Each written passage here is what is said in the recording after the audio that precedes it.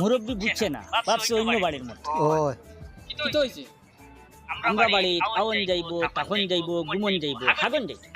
ওই তোমরা মনে করছো আমি কোনো বাথরুম করে দিয়া ওলা হসই নাই আমারে আমার হুয়া দই কি আমারে খুদাইতরা ও বুড়া কালো আমারে বিয়া দিলাইতা এর লাগে কি আমি কাইছি মুরব্বী মুরব্বী রাগ করবে না।